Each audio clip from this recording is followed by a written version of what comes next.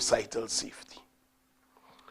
And that is why I sit back here today and I thank God that I, Richard Frederick, have never and will never put up any money or any property as security to get any criminal back on the street. No way. I will not engage in bailing anybody. I understand innocent until proven guilty. However, there must be at least a certain amount of evidence to decide to prefer a charge. That is not to say the charge will stick. But for me, Richard Frederick, in my life, to go to a police station and to use my money or to use my property to bail anybody, think again. Think again. I have never done it, and I never will. Aren't you concerned about the crime situation, Shelton? Absolutely, Richard, and good evening, everyone. And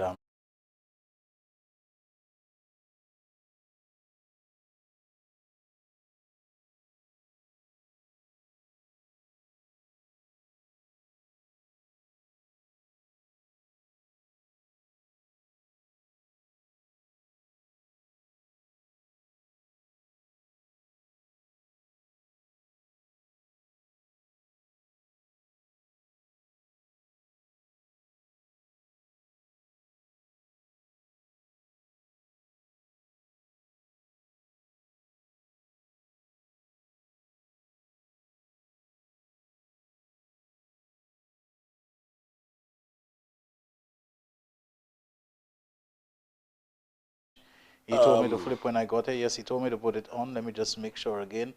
Yes, it is on. I did send it to the on position. Yeah, but it's still saying there's no sound here. All right, okay. Let me flip it back off and then back on again. Okay.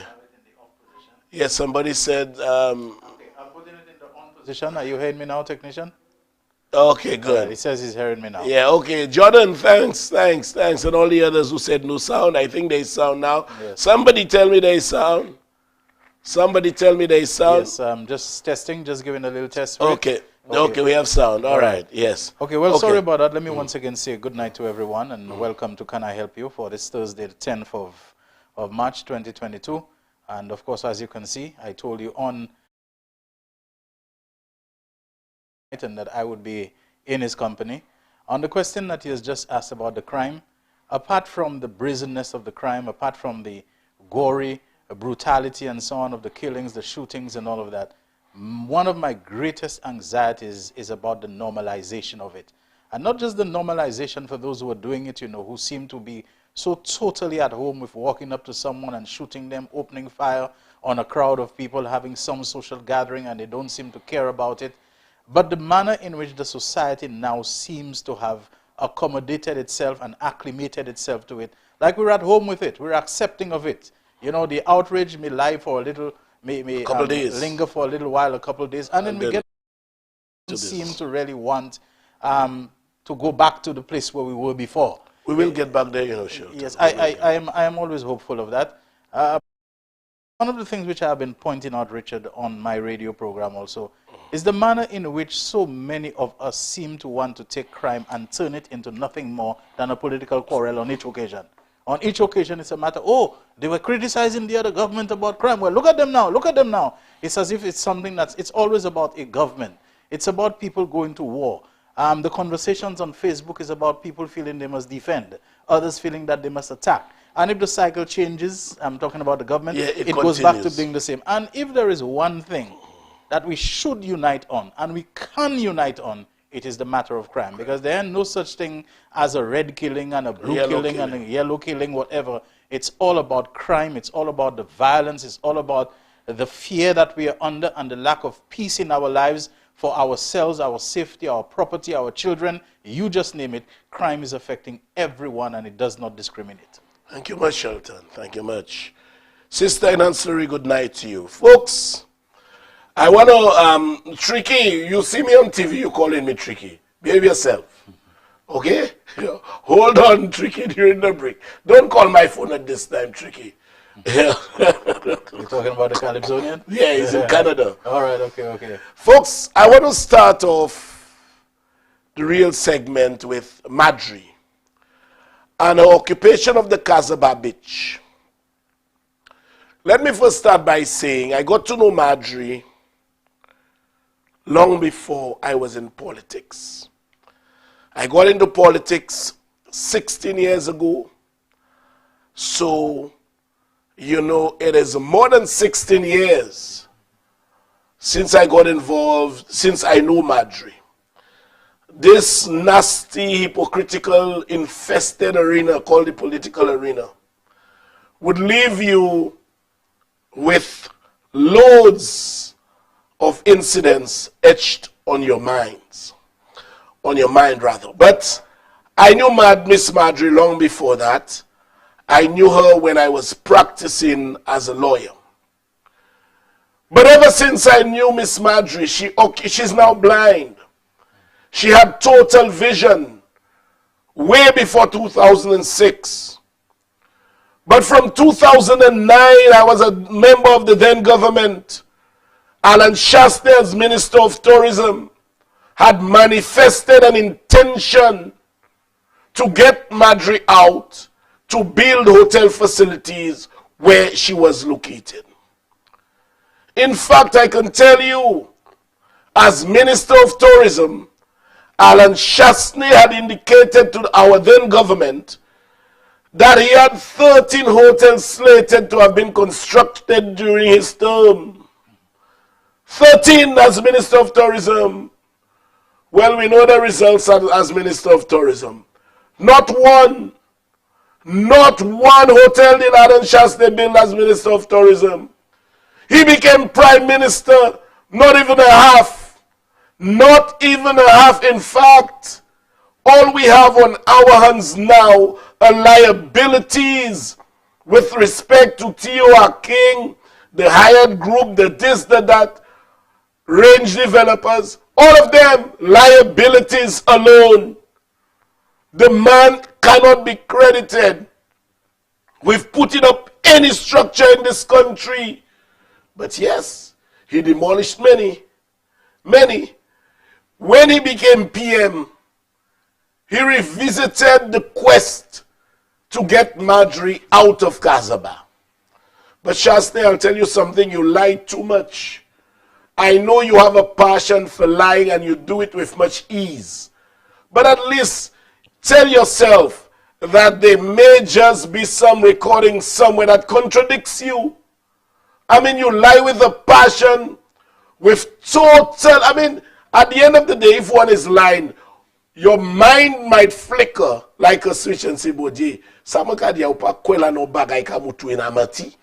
the man lies with a straight face. Stop it. The man was on TV and his minions were repeating the same thing, that Miss Marjorie was offered the very same deal that she got today. Folks, I can tell you, there is nothing further than the truth than that. Lies and deceit. That's all those people spew. You all remember I had a stroke? Not true. Lies and deceit. You all remember I drove off from a meeting that the Prime Minister was and I almost knocked down people? Lies and deceit. Not true. You all remember the English detained me on my way to Dubai? Lies and deceit. Not true. At least if Labo, adio ba ikivwe obodie. Zo adio ba ikivwe. Then Marjorie was offered the same deal. Not true. Folks, Marjorie was first offered 40,000 US to get out of there. When Marjorie called me, I said, Marjorie, are you crazy? Then they topped it up. The last offer that was made to Marjorie was 250,000 EC dollars. That was the last offer. And they said they would have replaced her under the bush without any title, freehold or otherwise, to the property that she would have been occupying. That was all they would have given her. And she had to build a restaurant with that $250,000. I asked her not to take it. You know, in fact, she told me, Mr. Frederick, they want to send me under the bush. I said no. You know, when they were really, you know, coming down on Miss Marjorie, we organized a rally, we organized a protest there. We rallied with her. We rallied with her. When we rallied with her, Shasta went on TV and he said that we are using Miss Marjorie's situation for political gain. Today, Mims Nobzaka Mati Telma Kadi Miss Marjorie te ofe membagay la. Sa pa vwe. What folks can be established, and you will hear it from her, that the place they are putting her now is next to the Queen's Chain, very close to where she is. You will hear it from her, not under the bush. And she is happy. She is very happy. After all, who wouldn't be happy with $1.1 million over that?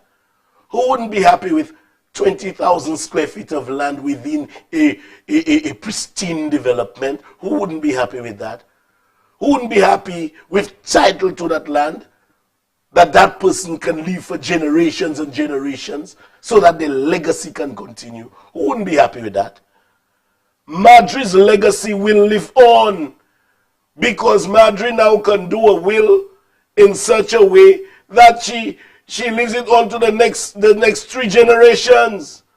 And my point is, she was never happy. Today she is happy. And if she is happy, all of us should be happy for Miss Marjorie. Take a listen to Miss Marjorie herself.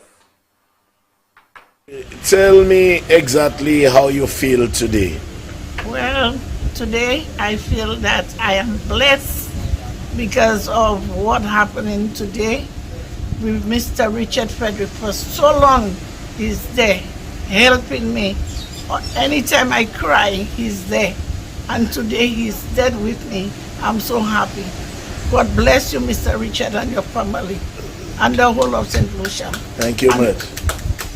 Tell me something, Miss Marjorie. Yes. Are you satisfied with what you are getting from Cabot today? I'm very satisfied because I don't have the strength to fight anymore. And I'm very happy of what happening today. It is for the people of St. Lucia, the generation to come, and everybody will enjoy. We still have the piece of the beach. Right. And it's not right on the where they was putting me in the mangrove. It's in the middle of the beach. So you are happy? I'm happy. And I believe all St. Lucian will be happy for me. They should be happy for you. Yes. You want me to disclose, you want to tell the people what you're getting in exchange, Miss Marjorie? Yes. Yes, tell them. Well, I will get a piece of land, restaurant. You will get 20,000 square feet of land with title to it, is that correct? Yes. You are getting a brand new restaurant built, is that correct? Yes. In addition to that, you are getting over $1.1 million, is that correct? Yes. And you are very happy? I'm very happy. Do you believe the last administration would have done anything to help you out in that respect, Marjorie? No way, not at all. Because 2009 they want to throw me out, 2021 they want to throw me out, and then this administration that is there right now, the Philip JPA and the cabinet, Mr. Richard Frederick and all of them, they put people first. Thank you. So I believe I'm first. Thank you, Miss Marjorie. Thank you. Miss, she is first, and it pleases me, folks. I am pleased. And on that day, she collected a check of half of the $1.1 million in the sum of $564,000. She got the check just after this interview. So stop the lies and deceit. And whether I advise her or not, Miss Marjorie would not have been stupid enough to refuse that deal if that was the exact deal she got before my intervention, way before 2006. For that matter, anyone refusing that deal would have been a fool. Shelton, your thoughts? Well, my thoughts are this is absolutely excellent. And 250,000, which was the top offer that she got under the previous administration, without them building the restaurant from her, sending her into the bush, as we say, which she would have had to do her own clearing, her own construction. That and she wouldn't have title to the land. Right, and that $250,000 would have gone, and she wouldn't have finished that restaurant. Exactly. And people have to understand that the location of a business now not only bodes for the success of the business, but security as well. Exactly. You might see some nice little out-of-the-way place that you can do a little hideaway, but when those bandits pull up with their mask and with their guns, how close are you to a police station or to calling for help or anything of that sort? Miss Marjorie has to be in a centralized location that at least brings in the same kind of traffic that she enjoyed previously. But, Richard, there is something that I have observed in the public conversation about this good turn of events for Marjorie Lambert and Anna Bijba. We St. Lucians need to learn to feel happy for one another when a good thing happens. Yes. But it looks like the reflex of jealousy takes over yeah. before the reflex of applause. Yes, we don't seem to have that kind of vicarious participation in a person's good fortune and good success and those kind of things. So it's like, but why other people not getting? Stick up in. Sure, you know. Today somebody called Yadi Show asking, why isn't Miss Marjorie sharing the money? You know, yes. So many other people who get, why isn't he working sharing his? Why isn't so many other people sharing this? We need to stop this spirit of jealousy that if something good happens to somebody, and I think it is often founded on the misconception that if this person gets so much, it means that there is less left over for me. That's not true at all. The success of Miss Marjorie, the success of her business, and the success of any kind of enterprise in commerce and economy bodes well for other people because of the spin-off benefits that it creates. So, bravo to Miss Marjorie. Congratulations for the good part that you played, Richard. I'm not saying this to flatter you, but there are two things about you I admire. You are very public relations savvy and conscious, and you are people-centered, understanding that development is about people. Any development that marginalizes people and pushes them aside is not a good development. It's not Richard Frederick. And right now, the good thing is not just that Miss Maggie gets, Marjorie gets her restaurant and money and so on. She is now in a position to become part of the development that is taking place there, integrating her in the development. And you may be surprised that she is one individual, but she serves as a gateway for the induction of other people into the development as well. Yes, man, indeed. Thank you much, Shelton. Becky Lee Alexander in New York, good night to you. So, stop the lies and deceits, folks. Now, you know, the lawlessness of the last administration is nothing that was hidden in the closets. Their lawlessness was quite blatant. Alan Shastney broke the law whilst being prime minister, and he did so with total impunity. The Constitution, our most supreme law, stipulates that after a general election, Parliament must convene within 30 days thereafter. Alan Shastney convened Parliament 6 to 7 days beyond the constitutionally stipulated period.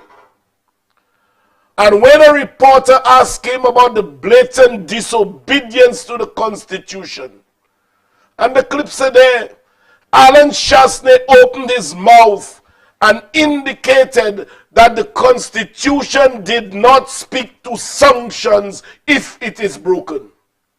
That is what a leader said, that the Constitution has no sanctions for breaking the law. So in other words, he can break the law, contravene a constitutional provision with impunity as long as sanctions are not spelled out. You know, so he can do anything, even if it's unconstitutional or not. That was the same degree of lawlessness by which the last government was led, where for 5 years we were devoid of a deputy speaker because Alan Shastney believed He wants to put his own interpretation, notwithstanding there is a plethora of a myriad of case law to determine what was the term here? As soon as convenient is. Alan Shasta decided to interpret the Constitution to his own liking, own desires, and to do whatever he felt was right. And for 5 years under the last administration, we did not have a deputy speaker.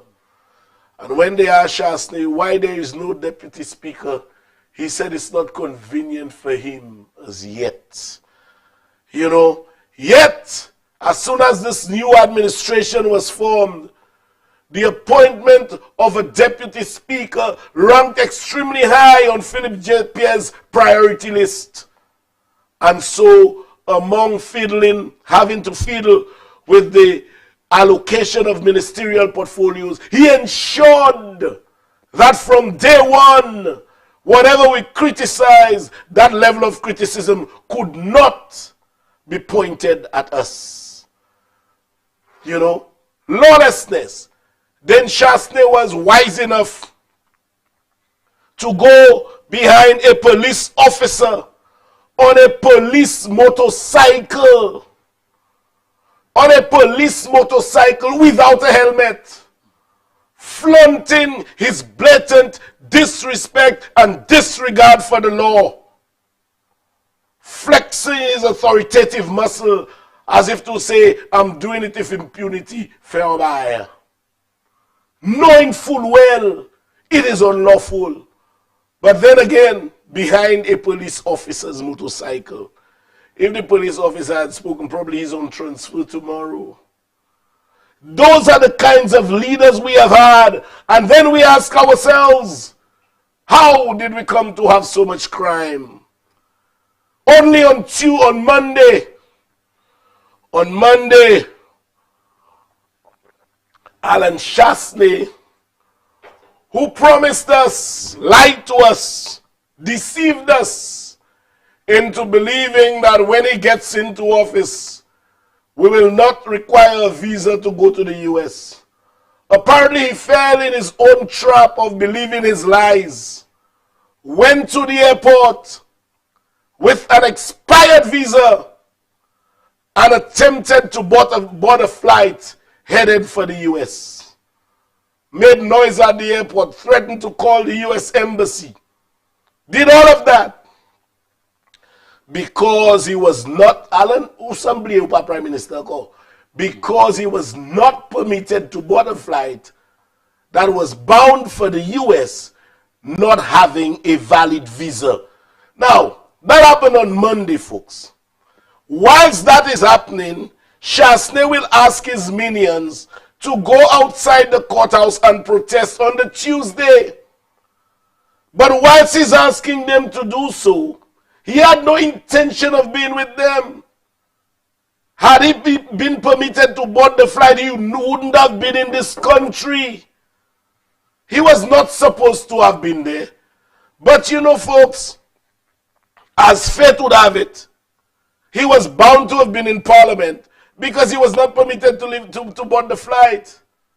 And then you have those 43%ers who know not better, who didn't understand that Shasta did not want to identify with them on Tuesday. They are making noise outside the Parliament for that very Shasta who attempted to leave them in political hibernation, who attempted to be away from them for the day. But they're outside screaming as though Shasta came there because of them. I mean, nonsense. And so they came there to protest the blockage or the discontinuation of transmission of Sky FM. You know, now with all that lawlessness I spoke about, earlier, that one takes the icing on the cake. That one is the epitome of lawlessness. You know, folks, the guys who were in office, They were operating Sky FM without a license. We all know how long Sky FM has been there. It was Kyrie or whatever, took it over, no license. We all know they had been operating without a license, as usual, a government that flouted the laws blatantly without any fear of reprisals. So they were doing their thing, and they never thought that it was necessary to have accorded or afforded themselves basically to be in line with the law. They felt they would always be calling the shots, so we can blatantly disregard the law. They refused to put the house in order, believing that they would have been in office for a much longer period. And not having a license, Shastay has the audacity to put that up on his page. Put up what Shastay had on his page to me today, please. Look, during the, I don't even want to read the first paragraph. The second one, Sky 93.1, which is generally pro-UWP, has been awaiting final approval from Stephenson King, who is Minister for Telecommunications. It must be noted that recommendations were made by the NTRC to award a broadcasting license to Sky FM. That is until the minister hurriedly changed the NRTC board. Shastay, excuse me, you must stop lying to the people. Where did the recommendation come from? When did it show documents on that? And what is even more, you now want to question Stephenson King's discretion as a minister. When the trust approached you, basically to concur on the appointment of Janine Compton, what did you do? She don't like my party, or I don't like my party. And then you ended up saying the prerogative was yours. You said so, you can remember. Today, the shoe is on the other foot. Well, you know, folks, I'll say this. If Sky FM shows me a license today, I would be the first to keep quiet, press my mute button, and ask the government to put them back on air immediately. But you see, all the lawlessness I've spoken about, crime starts from there. If we cannot show that our leaders are abiding by the stipulations of the law. To drive a car, you need license, you need a license. You need a license to carry a firearm. You need a license to operate a boat. You need a license to sell alcohol on your premises. But you see, and all of those come with criminal penalties. But you see, when you believe in lawlessness, even if the law says one thing, you will believe you can do as you please. You know, and all those persons who run their mouths on Sky FM, ask them to show you a license. None of them can. None of them can. Excuse me. Because the reality is, Sky FM does not have a license. You know? Now, folks, let me speak for myself here. I want to speak for myself, not for government. If it were left to me, I would not handle it how government handled it. Had it been left to me, I would go there any day. Sorry, folks, sorry. Since I came from England, the flu or the head cold regurgitated. I don't know where it came from. Anyhow, had I been the government, I would not have operated like that. I would not have done what the government did. That was too nice. The government was too nice. Folks, let me tell you what I would have done. I would have gone in there. I would arrest everybody I found in there.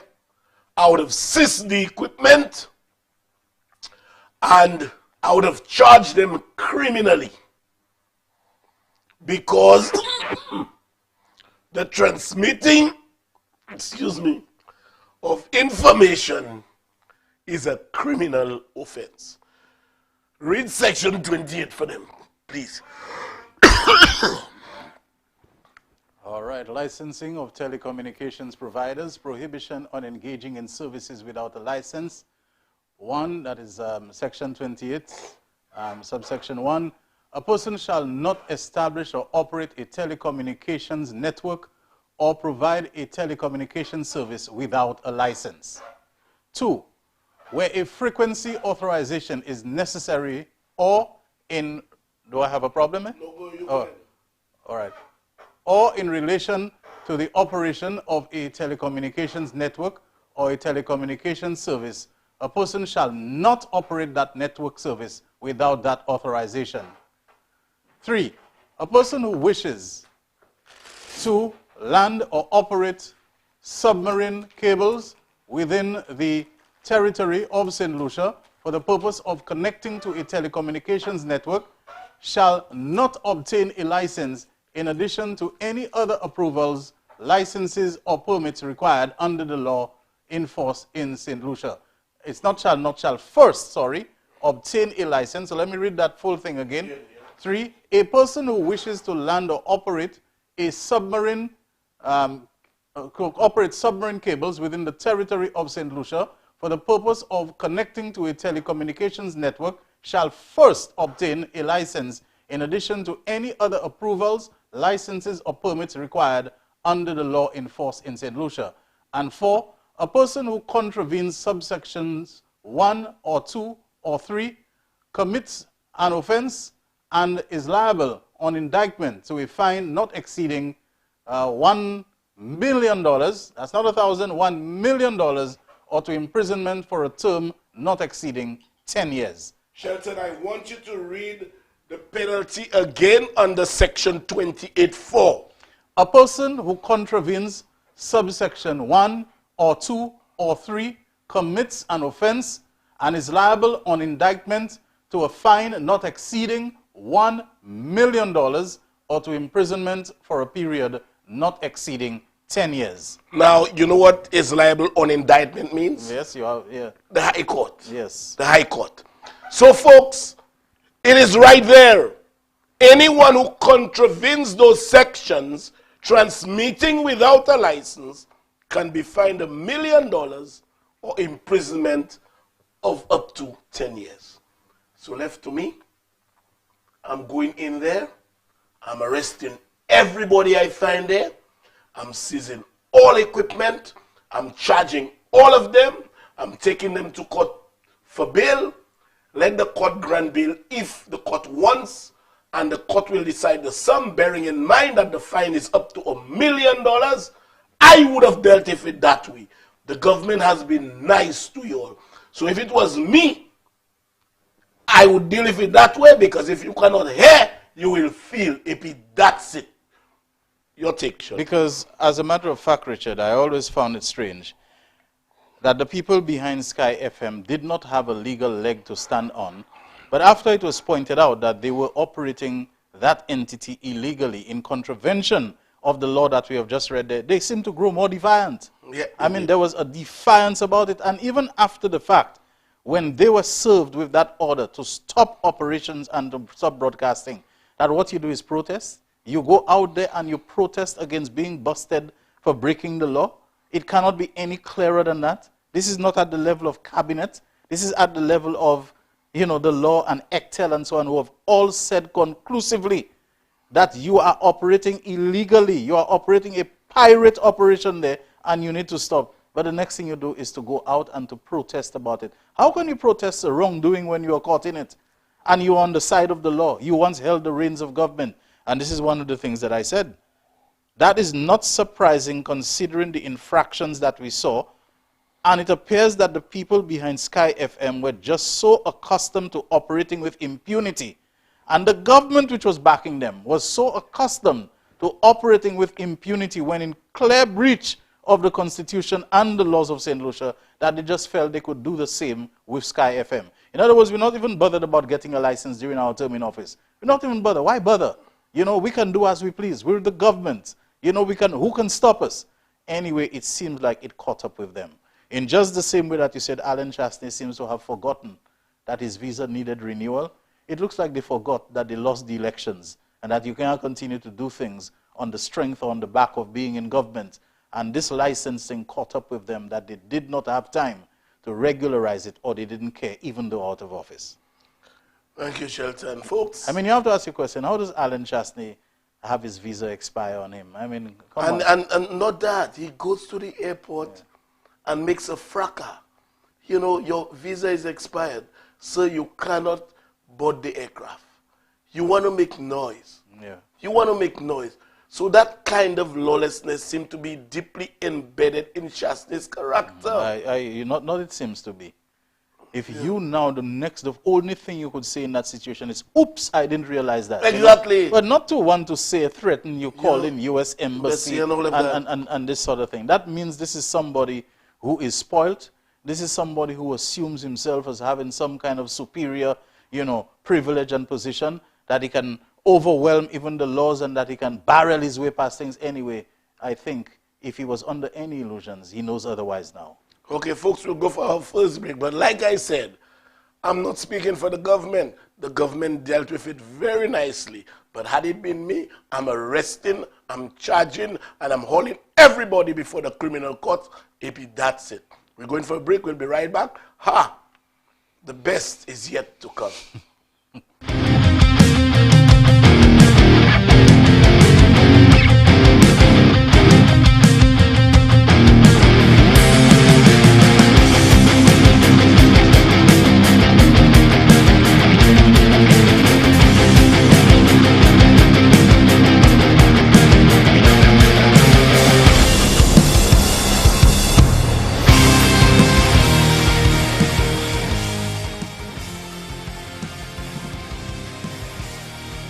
Nestled in the quiet northern neighborhood of Larry Twet is a housing development designed specifically for homeowners looking for that ideal location, the epitome of serenity, a retreat from the hustle and bustle of everyday living. Our homes cater to the specific needs of you, the modern homeowner: style, comfort, space, and above all, privacy. Want to experience scenic, breathtaking mountain views, postcard garden sunsets, balconies overlooking well-manicured gardens, and large yard and parking space? Visit us today.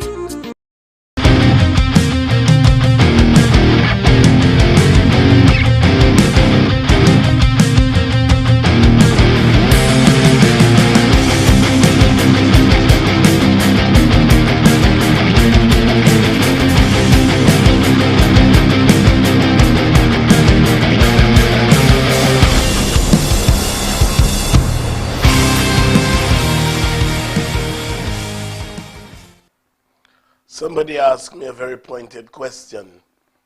When am I getting those people in the intro out of my face? Now y'all better blame Black Boy, Jumin Anius, our technician.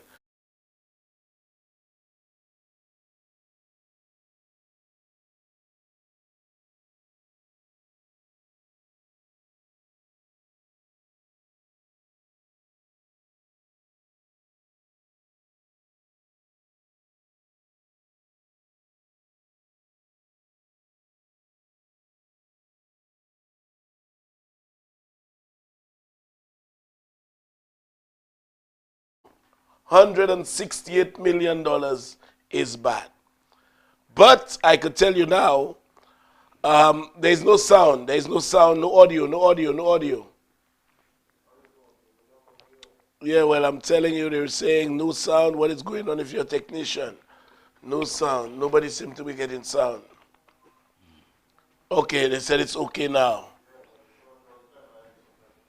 Okay, it's back. Okay, folks, I don't know what's going on.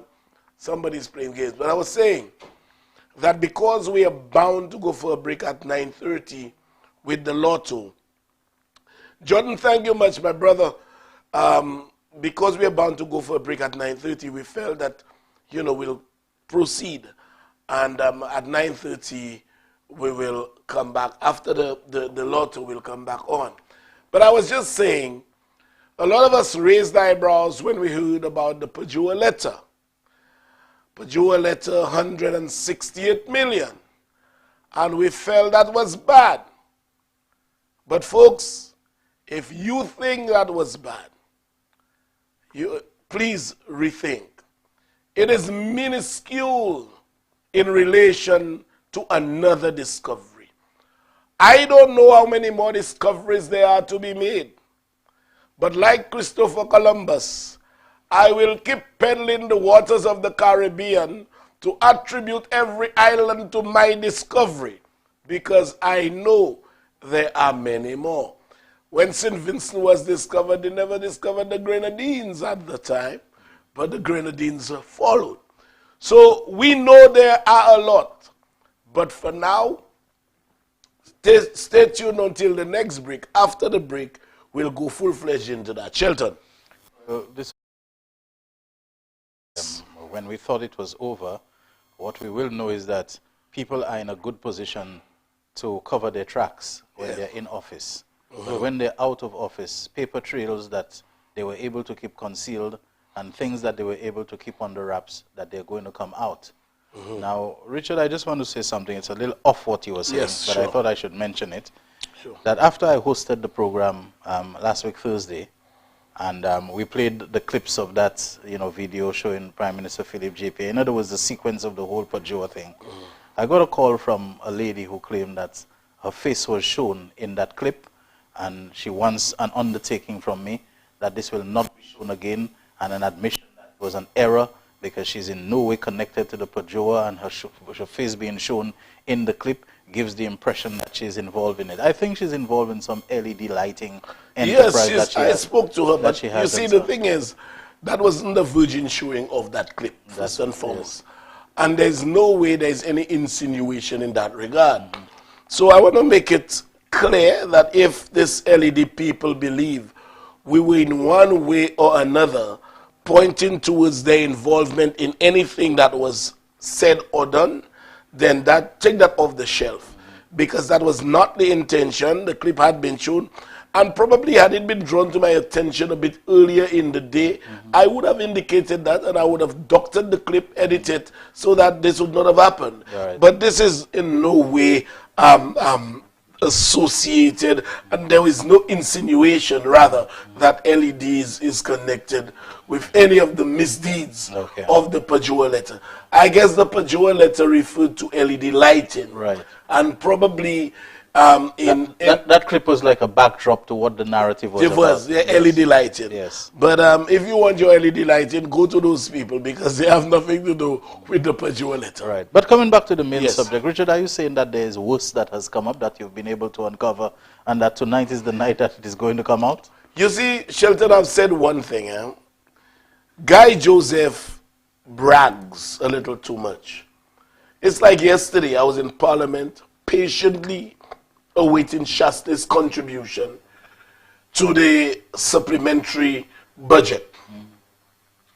That was monies he had spent.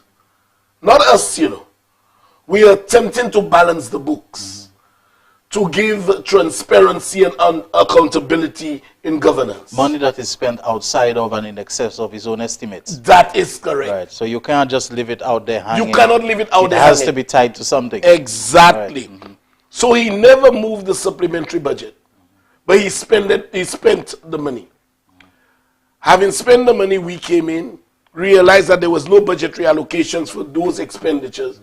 The Prime Minister, in his wisdom and based on advice from the technocrats, indicated to him that Shasta did not do it, but to clean up the mess, we must do it. Did you all ask Ernst & Young to do it for you all, or did you all do it with the people? No, with the people we have in the budget office? Well, we did it with them, and the budget preparations, there were no outsiders involved. So how come you all can do this kind of things without any kind of outsourcing? And there are people, from the moment they came in, they needed to have it outsourced to Ernst & Young. Over $50 million. Oh my goodness. On Ernst & Young. And look at, you see, probably if we had envisaged, you should have probably envisaged that we would have hit that difficulty insofar as how the finances of the country is concerned. He probably would have acted differently.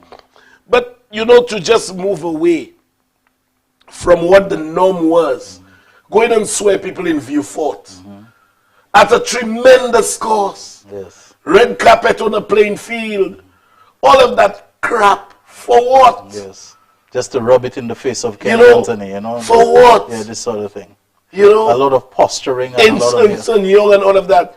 So yesterday I was just waiting for him to open his mouth. Because I knew I had a letter that basically the chairman of the board is directing the manager not to have any of the staff involved in the repairs of the CDC, that the board will supervise it. My goodness. Not knowing that there was $1 million allocation from central government, which I can tell you was not nearly spent. If 15%, I would have done what they did with about $150,000, if that much. But the bill was $1 million. The bill was $1 million with clear instructions for the workers not to get involved. So when you tell me you want to show you operating with a social conscience, you have workers that can do exactly what they are supposed to do, maintaining the CDCs. But you're asking them not to get involved in that at all because you want room for the prevalence of your corrupt activity. Exactly. It's a form of graft. You understand? All what we can call it there. And you find that some of those people, they are too bold. They are too bold. Now Guy Joseph is another one. Guy Joseph talks so much nonsense that every time I release something on Guy, rest assured there is more. Because tonight, whatever will be released has backup. But the backup is awaiting his mouth again. Oh, it's not me that offer $5 million. And it's me they asking about $5 million. I made that allegation years ago. Stevenson King substantiated it. I came with the Pajoa letter, which is a document bearing your signature. Tonight there is another bearing your signature again. And then you will talk about a man giver, a man other. No kind of documentary evidence. But yap, because Guy Joseph believes that he is so believable, his lies and deceit will go down the annals of belief by those who are the recipient of the information. Well, the people of Castries Southeast have already, I think, decisively said what they think of that.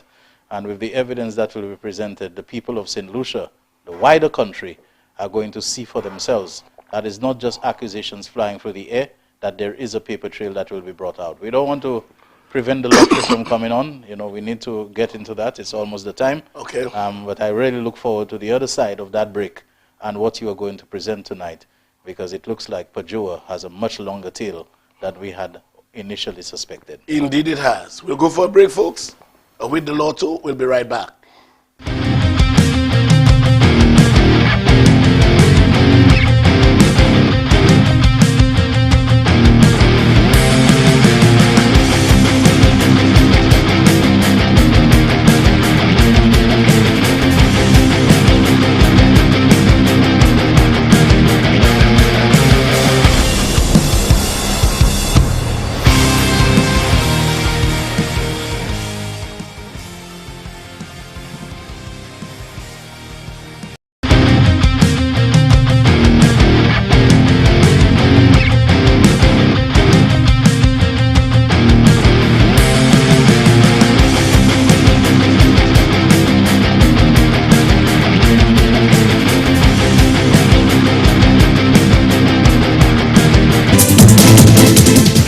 The winning numbers for the evening draw of Thursday, 10th March 2022 were Tic-Tac-Toe, 6, 8, 9, 10, 11, 15, 19, Big 4, 6, 3, 1, 0, Big 4 Multi-X, FP, Pick 2, 2, 4, Pick 2 Multi-X, 2X, 1 off, 6, 9, 2, Lucky 3, 6, 3, 1, Lucky 3 Multi-X, 2X.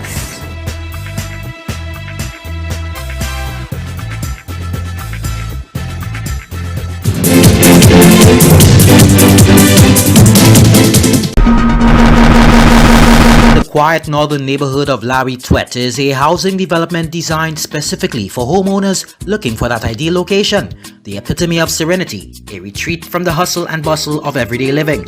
Our homes cater to the specific needs of you, the modern homeowner: style, comfort, space, and above all, privacy. Want to experience scenic, breathtaking mountain views, postcard garden sunsets, balconies overlooking well-manicured gardens, and large yard and parking space? Visit us today. It is well known that diseases like diabetes, high blood pressure, and other illnesses may restrict blood flow, which can lead to impotence and erectile dysfunction. This is why Enhance was formulated to meet these challenging health problems, which can reduce your ability to perform. If you're having problems maintaining your manhood, then reclaim your manhood today with Enhance. Enhance increases your energy level, boosts your stamina, and increases your endurance. Enhance can be purchased at Citygate Bar, the CDC opposite the market, Dexter's Car Wash on Chaussee Road, Plants Place on the Denry Highway, Arlette Supermarket in Soufriere, the Release Stress Bar on the Labrie Highway, and Cool Joint Bar in Victoria, Choiseul. You can get your Enhance at Prio's Bus Stop 22, next to the Moshi Bus Stop, opposite the Gurzile Bus Stop. Prio's Bar and Grill in Corinth, Gurzile. Enhance, the best a man can get. Real estate transactions are now made easy. Whether buying, selling, or renting residential, commercial, industrial, agricultural, or touristic property, we offer the best deals in real estate transactions with professional support, including valuation, material sourcing, and construction. Contact Ed Harris and Associates, your courteous and efficient real estate agents. Call 485-1456 or email caribbiz@gmail.com.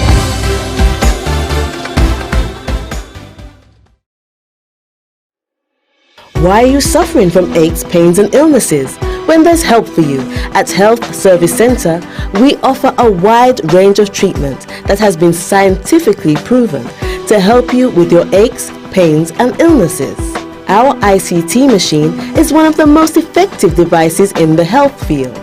It has shown positive results in many health problems, such as back pains, shoulder pains, migraine headaches, pain in the knees and legs, poor circulation, arthritis, diabetic neuropathy, numbness in the feet, strokes, and sports injuries.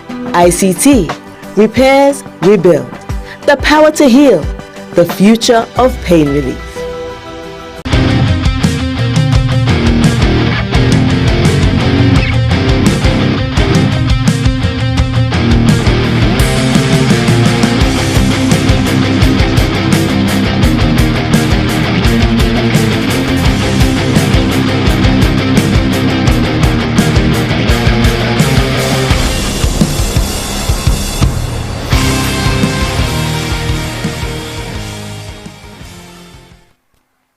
Thanks for staying tuned. I have feedback. Right. Okay, let me say again, Beckley, Alexander, good night again. Bernie Summit in New York, good night, good night, good night. Owen Alcindor in New York, good night to you. Good night to Pinky DJ, Elizabeth Charles, Murray Frederick, and all the others of Kind of Help You class. Underground, good night to you. Luther Halsey, good night to you. Glenda in Viewfort, good night to you. Good night to Rufus and Beverly Andre. Cornelia Jacobs, Noel and all the others, good night. Pryo, Haig and all others. Alvin Kanai in the USVI, good night to you, my brother. Frances and Mr. Sugar. Frances said, I need a Frances rub. Jumin, Preville and all the others at Mike's Bar, good night to you guys. Good night to Uwinja and all others. So Frances, not even pour up.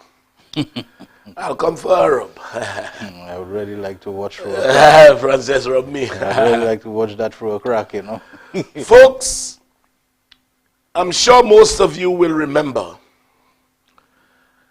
that on my very last show before the elections of 2016, I urged St. Lucians, I literally begged rather St. Lucians not to vote for a combination of Guy Joseph and Alan Shastney. Literally begged. I did so not on the altar of ignorance, but because I knew exactly what I was talking about.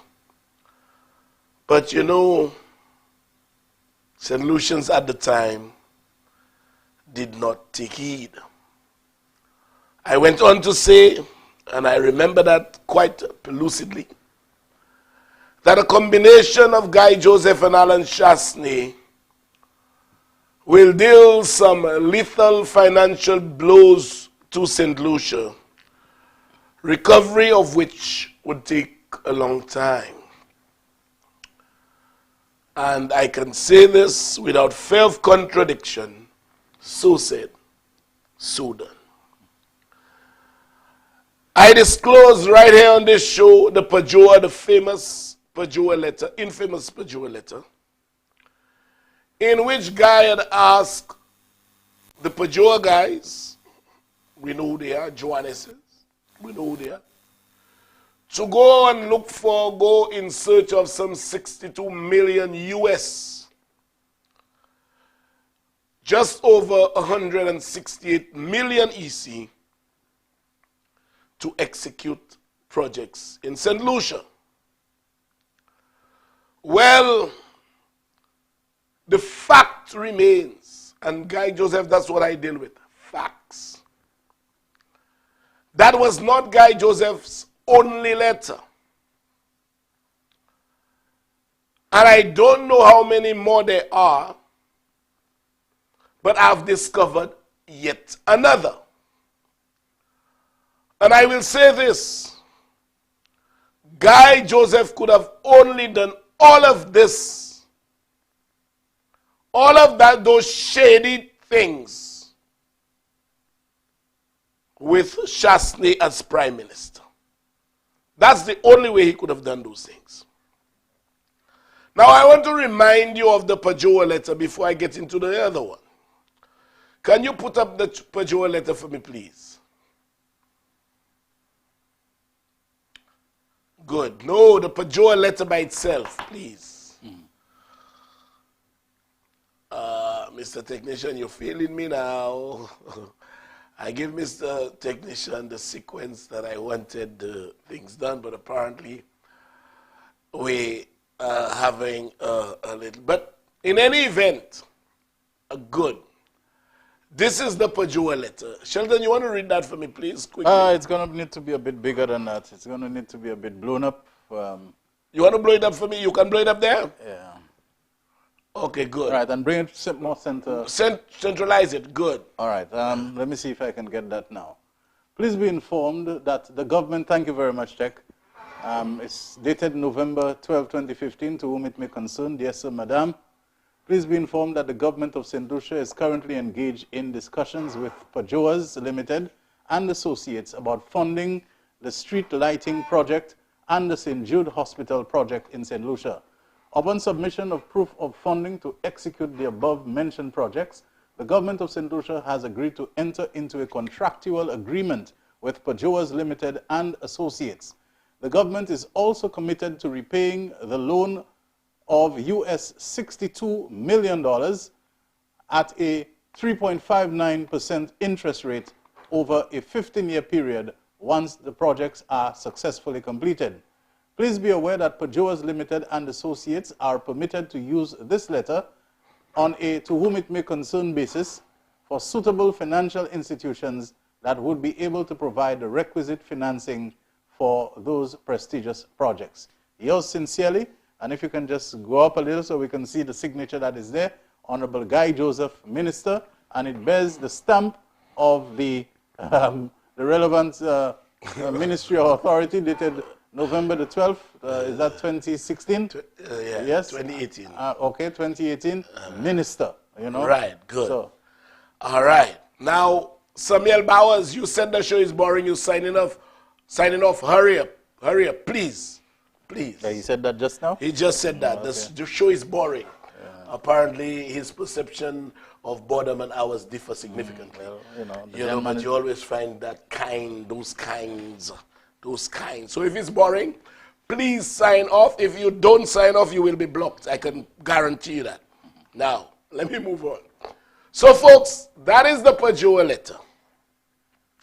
And you all saw to the top right of the left corner, you all saw what was there, that all communications should be addressed to Guy Joseph.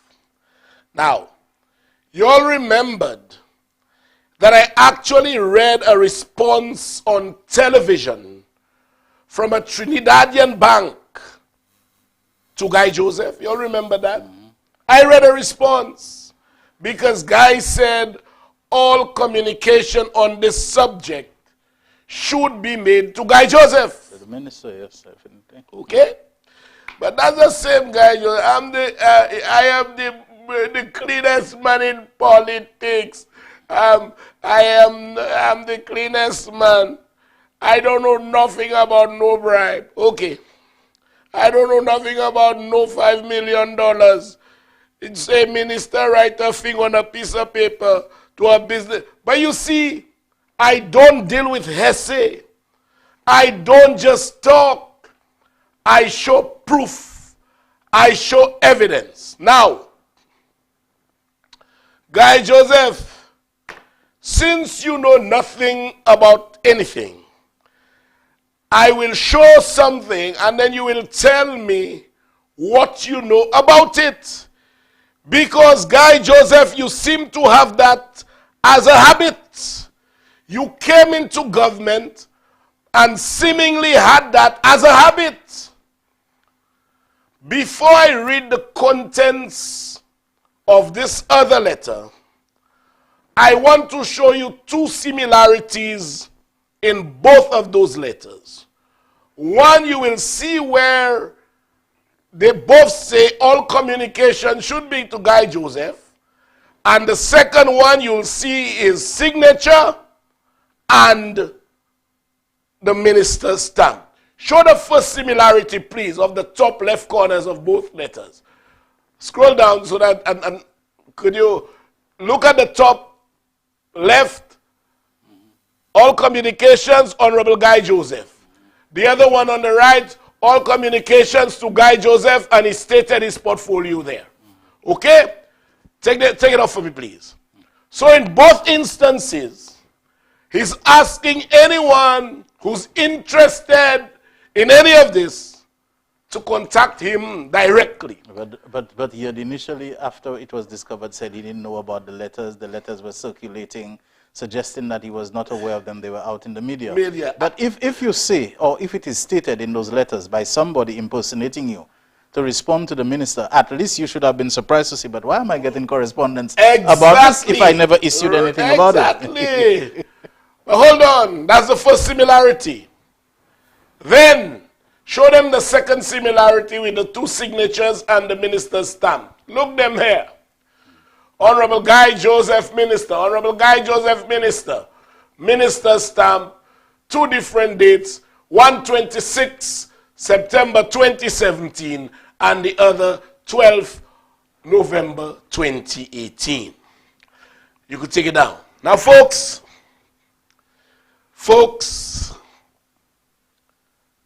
if you think Pajoa was bad, I want to read the second letter to you, the one I've not spoken about.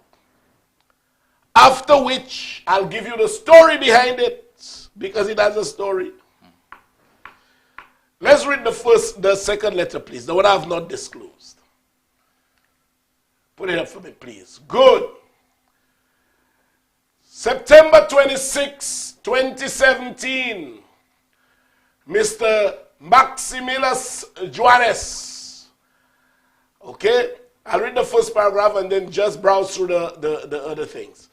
Please use this letter as confirmation of the Ministry of Economic Development, Housing, Urban Renewal, Transport and Civil Aviation in appointing you both as resource agents and representatives on behalf of government and authorizes you to perform the following functions on our behalf to assist our nation in sourcing financial facilities to the benefit of the island and to provide the following facilities. 1, to source providers of capital at competitive rates. 2, to source providers of soft loans. 3, scroll up please, to negotiate with primary lenders for the provision of competent loans. 4, to investigate all opportunities on the international capital markets. Let's go. 5, next page. Mr. Technician. Okay, 5, could you? Expand it. Yeah, my technician is not up to speed today at all. 5, to source and report on various groups currently in the market prepared to invest in infrastructure, etc., etc. Now, let me read the entire balance for you. In fact, Sheldon, do that. We empower you. We empower you both to, just stop it there for now, both to explore and report on the foregoing areas of commerce that we require your assistance in directing a professional approach to introduce internationally via your existing and new contacts the mission of demonstrating that St. Lucia is open for business and invites the participation of financing groups in the economic and social advancement of the country. Please ensure that you submit to the relevant responsible minister regular progress reports demonstrating the impact that you shall undoubtedly be achieving now that you commence on our behalf and under our authority this very important mission. Yes. We leave it? Leave the rest? Scroll up a bit. Okay. No, that's the most important paragraph. Okay, scroll up just a little bit. Right. Okay, we wish you every success, both for the island and your own personal satisfaction, naturally, involving terms and conditions of commissions from which you shall benefit, which shall be subject to a separate agreement to be negotiated. Yours sincerely, Honorable Guy Joseph, Minister. Hold on there. Let me reiterate the last paragraph. Why you took it down, Mr. Technician? I don't know. You're not up to speed, Mr. Tech.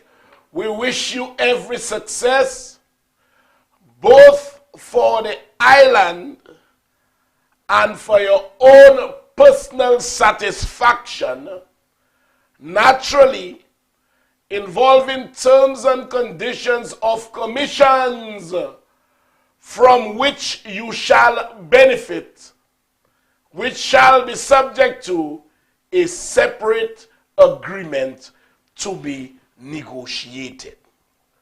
Now, so that was another letter that Guy Joseph had written, signed, and delivered to Maximilus Joannes in search of money.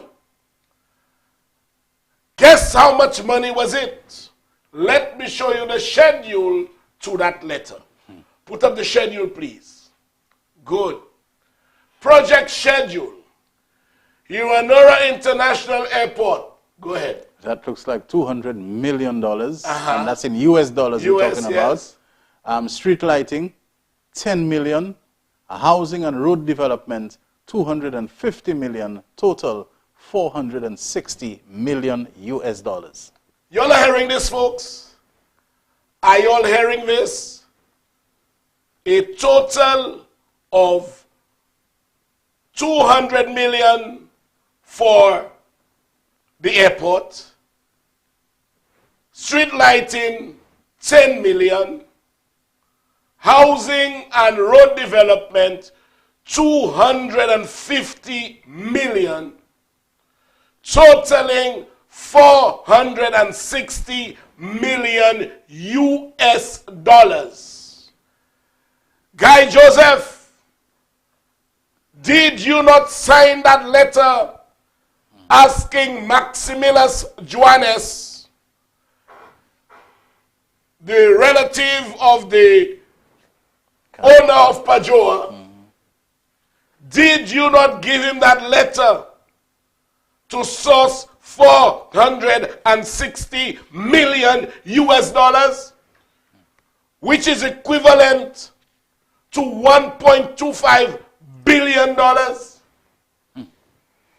About the whole budget of St. That is the whole budget The whole budget, $460 million, guy penned the letter, signed it, give it to someone to go and look on the international market for funding. And is that person any kind of recognized or established financial broker or authority? Well, I mean, I can understand you write such a letter to affix to raising money on the regional securities market, you know, the ECSE, you float bonds and you float this and that and so on, and securities and so on to get it. But to just give an authorization. Maximilian Johannes, if I may rearrange your ignorance here, is the brother of Bertram Johannes, I understand Big Daddy, who contested the elections for Flabo. I understand that. So you understand the yeah, but Richard, even if that, to put in the hand of that person the authorization to incur that level of liability, because a debt, you know, once you do that borrow, that's a liability. Yes. And to do so outside the normal and conventional channels by which governments normally go to raise funds, you understand? Yes. By loans and whatever, And getting in grants. Parliament You as know, well. and this thing is supposed to be something that comes under the Finance Administration Act. Exactly. You are giving it in the hands of somebody who's not known to be a licensed financial or securities broker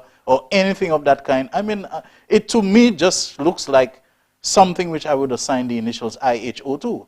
You know, and IHO would have to stand for insanity of the highest order to do this kind of thing. You want to use that too?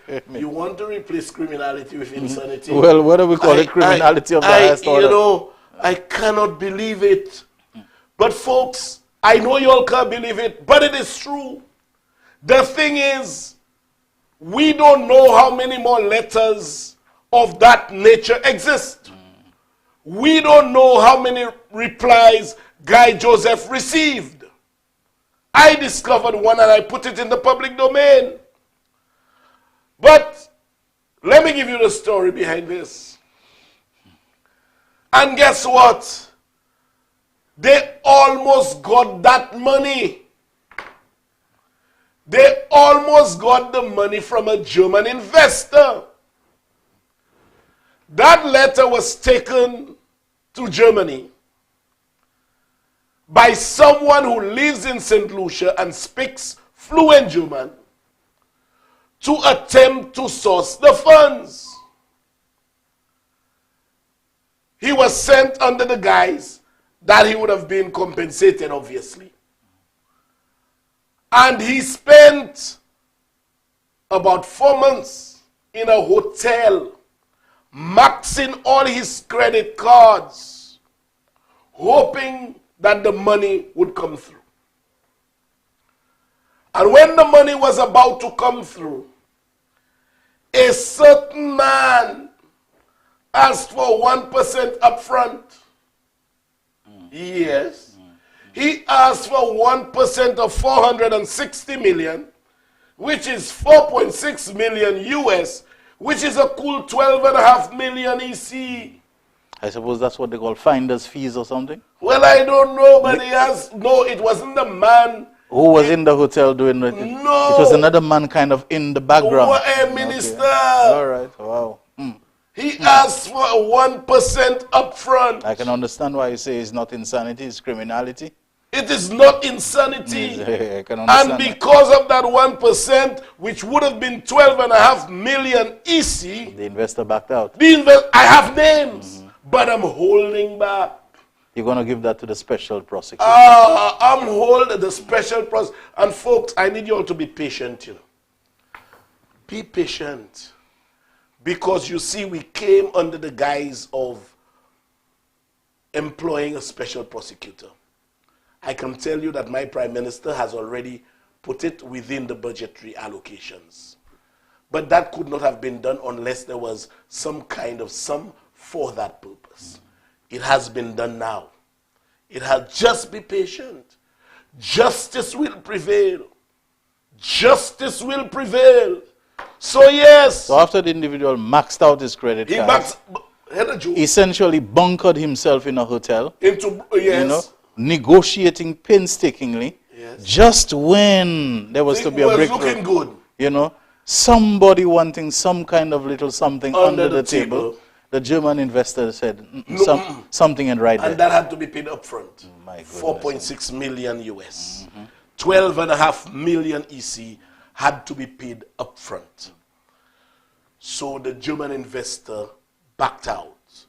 And meanwhile, this other guy was left with all his bills totally unattended to and not compensated, at least for his expenditure. But you see, when they talk, they just say anything. I always am in a position to substantiate what I say. I don't just bra. Okay? I don't. I'm always, and I'm holding back with some names because I do have names. And you do not want to prejudice I'm not, and the proper outcome. The proper outcome. Yeah, but I will wait for when I hear my friends say, it's not me, the man, it's not me that signed the letter. Wait for the denial of the signature, and then I will deal with that. So this man who was in that hotel room in Germany, he never got compensated for anything? And up to now, he has been sunk into a situation of brokenness. He's broke. Wow. You know, and the liabilities on his credit cards and this and that still obtained. And he doesn't have a leg to stand on because this matter was not done properly. It was not. They assigning him to that role and so on. And, all right. Yes. You know, folks, but seriously, it appears that Guy Joseph had developed a pattern. A pattern that could have been used, like I said, only with Shady, because Guy would not have tried that with Stephenson King. He would not get through with that with Stephenson King. Imagine, Shady gave Guy to act as prime minister for 1 day. And direct awards. $12 million in 1 day. Direct awards were just coming out one after the That other. can only happen with Shady and with Shady. That will not happen under Stephenson King and could have never happened under Stephenson King. And that is why Guy Joseph engineered the expulsion of Stephenson King from the party. I'm telling you. And on a very serious note, how do we know how many of those letters are out there? How do we know how many responses Guy received? How do we know whether Guy received any money as a result of those letters? How do we know? How do we know? And how do we know if Shady knew or did not know about those letters? You know? I don't know if Guy received money. I cannot say with any degree of certainty. I know I can say with certainty that on at least one, he received a response. But, you know, I guess there is more. How do you say in part of Piloni? L'année plus un pilon a passé machin. Folks, we're taking some calls right away. No, definitely. You know, I am just thinking, Richard, that this investor who would have been prepared to fund whatever it was in St. Lucia, is it a case where once you don't come up with that little kickback and that little grease the hands that I don't want your money, period. In other words, my 12 million is more important than getting the deal from you. So even if St. Lucia were getting financing that it needed, although I have misgivings about the manner it is being done, are we saying that good offers would probably have been turned down because somebody not getting what they wanted? It's highly likely. So sometimes... So you just sink the whole deal because I'm not getting my cut. Exactly, and I could tell you there's a situation that sunk because of that. It is the northeast link road, the QETs. Right. They were prepared to give the money, but the kind of the manner in which the government asked them to dispense with the funds, to disburse the funds, they said no way. Right. And that is why we don't have that link road. We have a caller. Good night, can I help you? Can you turn down the volume of your radio or television, please? Yes, sir. Good night. Yes. Yes, Cornelia.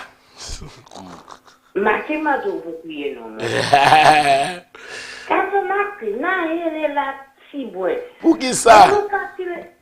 Nou ka ti lese, nou ki gen eleksyon, bon diye ki wende nou. Ou sav sa, eh? Kaso bon diye ki wende nou ti wese bouk sa la. A gouvenans. Me ou sav lot da e la, koman la ma ve projetan? Pan problem. Paske man hele po hele. Ou sabi, mardi, an ba chasle. Se moun sa la pati sa tout bouta tout kote a la ka hani. Koye se ka hani la mardi ya. L'autre bay la, ek denye bay la na iti ya. Ou vle di mwen chasle di nou, I kay ede nou travel ale l'Amérique sans visa. Ek chasle pa ede nou tout. Pour nous ça passe sans un visa. Chasne ale ek kite visa expire. Aussi moi te couillon m'a fait même bail là tout. C'est moi du good night shelter. Hey, good night to you. Good night. Bye bye. Bye bye. Yes, good night to you, my friend. All right, nice. I mean, it's unbelievable that. Yes. And you know, Shelton, you were telling me earlier during the break that notwithstanding all those financial atrocities that can be proven and can be placed in the faces of those hacks out there, they still seek to find denial in some way or the other. While I want to respect the choice of people and the views of people, yes. But Richard, I have to tell you, I've been utterly nonplussed. Not just by the fact that those people were selected to lead the country, given what was known about them in a previous term that they did, but not even to this day they have been voted out, and there are people who are prepared to go to war, to come to blows with you on their behalf. For pointing out those things. Yes, we have another caller. Good night. Thanks for holding. Good night. Can I help you? Good night, comrade. Good night. Good night. Good night. Principal. Good night. Yes, hi. Principal, Good night to you you. have said enough on Guy Joseph, but I want to just give the UWPs a little. I listened to the news tonight, and Guy Joseph admitted that Sky FM did not have a license. I want to say to UWPs, if you cannot, and the old people who cannot get Sky FM, put the blame on Guy Joseph, because Guy Joseph was the minister. That's correct. But one thing I remember, and when he spoke today, he made a statement that it's not him that would have committed a crime. You understand? But when I was banned on that radio station, they told me that management had asked that I don't call, that they blocked me on the radio station.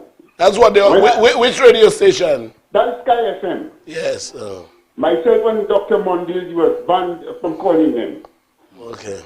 I want to say to them that when I find out who was management, I want to ask the question, the Guy Joseph and the Prime Minister or his father own Sky FM. And if they did, they have committed a crime. And the same way that they banned me from the radio station, I wish we would pursue the owners of Sky FM for broadcasting illegally, because they did commit a crime. Well, you see, I said had it been for me, I would not have dealt with it in that kind of societally palatable way. I would have used the heavy hands of the law, arrest everybody inside there, seize all equipment, and put the matter before a court, let them face a jail term of up to 10 years or a fine of up to $1 million. Well, my brother, I just want to say that he's gotten away from one. I hope that the prosecutor will do the rest for us. Yes. My brother, I just want to say to St. Lucia, just like you have said, be patient with the St. Lucia Labour Party. Yes, the St. Lucia Labour Party is for the people. And I want to thank you all for passing the bill that went on Tuesday. And I'm expecting much more for the betterment of our country. Have a blessed night, my brother. Thank you much. All right, thank you very much Yes. as well. What do you think of that? Absolutely, Richard. I believe it's quite on point, and that sometimes our passions can tell us that we would like to see things done with greater rapidity and forcefulness. But the measured approach that is being taken sometimes make sure that whatever corrections that you apply, that they stick, that they hold up, and that they are sustainable. There's nothing interesting or good. You rush to do something, and then it gets overturned by some court or whatever.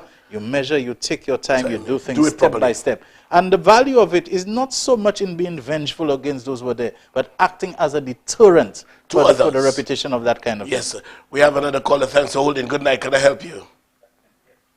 Yes. Turn down the volume of your radio or TV, please. Yes, I will. All right. Okay. All right. Paleba. Right, boss. Oui. Mon bien content vivre. Merci. Bon, about Mr. Guy Joseph. Uh-huh. What's about them things he took from the hospital? He took so much lorry and gold. What about them things? Wait for the special prosecutor, please. Oh. Wait for the special made prosecutor. so much about the things being You stored, know, being stored the in the man facilities took police officers to Thomas Eugene. went to Thomas Eugene was one person. Yes. To so many different houses and storage places, and to date there is no account of any of them. But hold on, my brother, hold on. Just wait, don't hold on, trust me. But go ahead. Yeah. This gentleman, he is not a gentleman anyway. This man, they should put him in a cage. Well, we don't believe in we have to vigilante justice. We have to do things right, do it compatible with the law, and then the law will do whatever it has to do and impose whatever penalty it has to impose. Okay. All right, caller? Now, what about Mr. Christopher Hunt? I heard nothing about him, sir. He's there, sir. He's working, sir. Oh. All right. Okay? Yeah, all right. Take care. Yes, yeah, you remember that thing with what's his name again? You call his name? Thomas Eugene. Thomas Eugene. Yes. And all the brouhaha. Yeah, went down with police and indicated like there was some skullduggery taking place. Why are things like that being stored? And Thomas Eugene very calmly was able to come and just debunk that and say it's because there was a lack of storage space. I was asked to use my facilities that I had as a result of being a businessman and so on. And that, he had stored the things and he had everything. Everything. He could account for everything. Nothing was stolen. Nothing. But you know what is most interesting? After all that kind of seeming to want to accuse Thomas Eugene and others of colluding with him to do that, the hospital was never completed for the utilization of those things. So maybe all of those things have expired. Maybe they have no use. Or maybe they could have been repurposed, sent elsewhere. I do not know. But this initial firecracker noise and you just come in and you want to show that you're uncovering massive corruption. I've always said those who come to the table in that way must ensure that they come with clean hands themselves. Indeed. We have another caller. Good night. Thanks for holding. Hello, good night, Mr. Richard. Good night. And welcome back home. Thank you. And welcome back to our favorite chair. Yes. Yes, happy to see you. Thank you. Because, you're our educator. Thank you. And, without you, we would not know none of those things, That is so important for us to know, because all those things is costly and it is pertaining to our hard-earned taxpayers' money. Yes. And I'm happy that you can bring it out there for us. Mm. So I wish you all the best, as I always tell you, and trust in God and don't lean upon your own understanding, but in all your ways, acknowledge Him, and He will direct your steps. Path, indeed. And He will direct it. Daily. Yes, indeed. Have a blessed night. Thank you much. Yeah, talking about clean hands, Guy was on television saying he's the most he's the cleanest politician. We have another call. Let me take it quickly before we engage in discussion. Good night. Can I help you? Hello.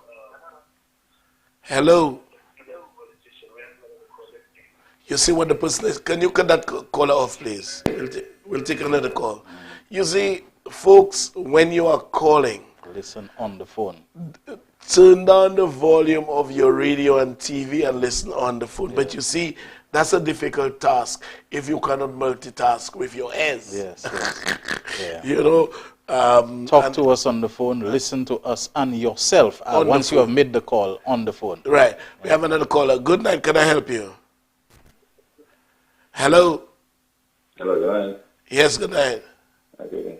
I was just wondering, what was your take on Pablo Escobar's strategy to enter politics, to manipulate the system so that he could, put things in place so he would continue his drug running and evade the American politics, the American DA after him. I listen off air. What did he ask? I didn't really understand about somebody imitating Pablo Escobar's politics. I'm not aware that Pablo Escobar ever entered politics in Colombia and so on. He was a businessman, he had wealth and so on. At the end of the day, Pablo Escobar was brought down by the state by a police operation and so on. So I didn't understand what he was I don't know. attempting to ask. If he had bought the state, why is it that the state took him down very violently? You know? Okay, we'll take another call. Yes. Yeah, I did not, I'm not near to understand what he was saying. Like how can you take down the state? The state took him down. The state took him down. So if he had grafted himself into the state in any way and to escape America's power and this kind of thing, America collaborated strongly with Colombia's authority at the time. So and they decided that this guy had to. Yeah, had to go down. Yeah, good night. Can I help you? Hello, good night. I just want to get some clarification on the Sky matter. Yes. Before you get a license, you should have a frequency allocation. That's correct. Did Sky apply for a frequency allocation? No. There was somebody else with a frequency allocation that Sky attempted to use. No, but they themselves... No. Sky has never applied for frequency allocation, which is the first thing they have to do. In other words... That's precisely why I'm asking the question. Yes, they have... Because before you can talk about a license, you have to get you must have to have the frequency allocation. That's correct. Because I am the one who set up the whole thing, the Excel thing. Yes, you are right. You are on point with that. Okay, so they have no case at all. And if you have to have a transfer of a frequency, you must get the permission from Excel. That's correct. But mind you, caller, if Sky had a frequency allocation, it may not even have been the 93.1. If, let us say, it's approved, they could have given them a totally different frequency on the Sky, after which they applied to NTRC for the license. Yes, right. But yes, that's how it should be. Exactly. But they did not even, and you are right, I didn't even go that far. They did not even have a frequency allocation, which is the premise on which a license is granted, far less having the license. Because it's all pirate. Yeah, you're pirating somebody else's frequency. That's what you're doing there. Yes. Yeah. And you cannot transfer the frequency to another person unless you get the permission from Excel. That is correct. Right. That is correct. Okay, very well. I suspect I know who you are. You certainly do, and you haven't come to see me yet. I know. I will. I promise I will. All right. Okay. Sounding like a former minister. Yes, former minister. This is no other than Calix Jones Sr.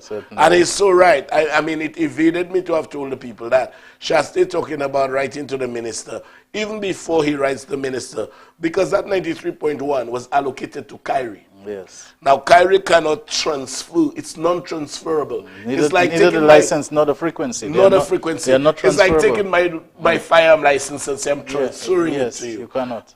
You cannot do it. It is within the purview of the commissioner. No license, no license is transferable, whether it is a driver's license, whether it is a liquor license, whether it is a broadcast license, you cannot do transfer license. Yes. So basically, they did not have a frequency allocation, which would be the premise on which you had to apply for the license. But Shasta already talking about the license. We have another caller. Good night. Can I help you? Good night, Richie. Good night. How are you doing, my brother? I'm blessed, my brother. Yeah, I know you're blessed, and I know Sheldon is blessed. Thank you very much. One thing I'm appreciated of is Sheldon back on that show with you. Yes, indeed. I'm not saying the two persons that was there before is not good, but trust me, the only thing Sheldon, you probably more versed than Sheldon in, is get information. Sheldon is well versed with that show. Yeah, I know indeed. I'm so happy. Yes, indeed, Listen, Richie, I'll tell you who's speaking. Chris. Oh, okay, all right. Hey, what's up? Hi, good, my brother. Hi, good. Yeah, man. Okay. Well done. I'm happy Sheldon is back taking that show up when you're not available. Yeah, man. Thank you. Thank you very much, my friend. My pleasure. Yeah, man, Richie. Yeah, man. All right. Okay. Yeah, so So yes, that if they did not even invoke the intervention of ECTEL, Yes. and that is the kind of lawlessness that they did.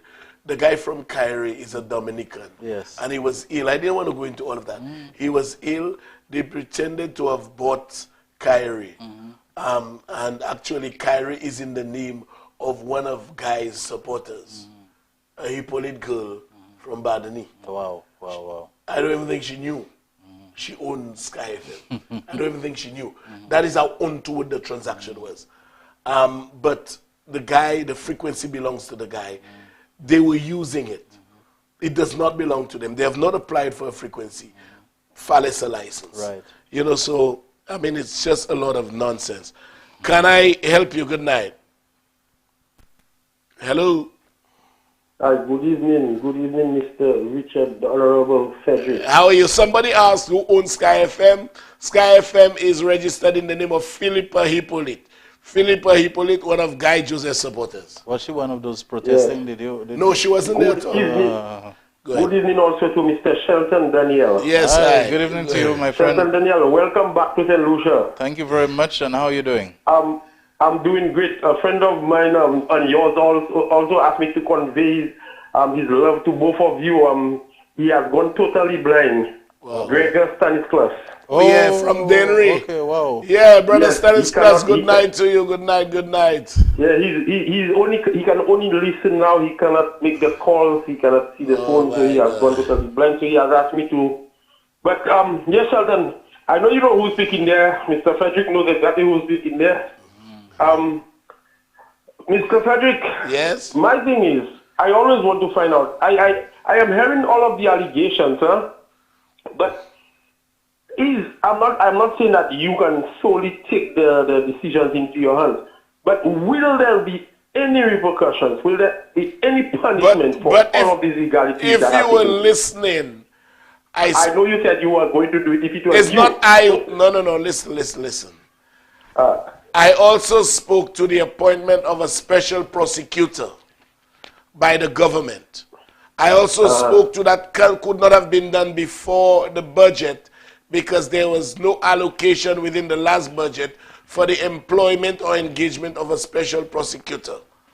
So now that we are entering a new budget cycle, whatever funds we need to ensure that our policies and our manifesto, our promises are kept, will be done within the next budget so we can work out, we can roll out. I've said so many times. Okay? Yeah, it looks like, well, the thing is with all of these allegations, you know, we hear you. Yeah, we hear you. But I don't know. We want to be patient. We really, really want to be patient. Like I said before, I don't want to be rejoicing over anyone's downfall, but God, I'm already asking for forgiveness and grace and His mercy. But I will definitely look forward to the day that these people will be punished for their wrongdoings to the country. Yes, Good indeed. night to you, sir. Yes, Good night, yes. good night. But in the meantime, the present government does not want to be replicating and doing the very same things that they did. You go spending money that is not budgeted for. You yourself are now contributing to the need for a supplementary budget. When in fact you brought in a supplementary budget to correct, the deficiencies in financial administration, in fiscal management that they left behind. So you don't want to be adding to that. So wait for your own budget cycle that you are going to make a purposeful allocation for special prosecutor, commission of inquiry, whatever is required to look into those things because you have to do them properly. Yes, indeed. We have a caller. Good night. Can I help you? Good night again. I guess you have misunderstood or did not make out what I said. The question I asked earlier on was, what did you think of Pablo Escobar's strategy to enter politics? And he did enter politics, and he was elected. I think it was as a senator. And then I kind of forgot. I can possible. Wanted to extradite him. I forgot that part, honestly. For his drug trafficking charges, and he was trying to get the laws changed that he could not be extradited. That is what I'm saying. And the whole method about how he went about doing it was, again, being very philanthropic and paying for stuff he was that kind of person in his community where he would help out the people and would spend money on the people. Then that's how he was able to get voted into the politics. Right. And that was his strategy to do that sort of thing. I see. So basically he's saying that, but was he successful in changing the law? Yes, he got to the point where a reporter actually got, because the thing is, you could not be elected if you had a criminal record. But did he have a criminal record at the time he was elected? Yes, he did, but it was buried. They did not discover it until afterwards. And then when some reporter went digging, they found it, that he was kicked out. Okay, very well. So that's what I'm saying. What do you think of that strategy that he was able to? Well, I don't know. I mean, I can't speak to that. But Richard, let me just answer the call on this one. Those were days when there was a high level of instability because of the Medellin cartel and the Cali cartel and so on, where very powerful kingpins and drug lords and so on were able to infiltrate the political and the legal and justice system, not just in Colombia. They did it in Mexico, they did it in Panama. In fact, it was said the top man of Panama, in fact, Noriega, was a big shot in that. But look at this guy they were just sentenced to the ex-president of wherever, tell me, because he accepted drug money as a bribe to was it Mexico or something? I mean, that's the point I'm bringing up. I mean, all those, you said it's a long time, but it still happens. Yeah, but then can that happen now?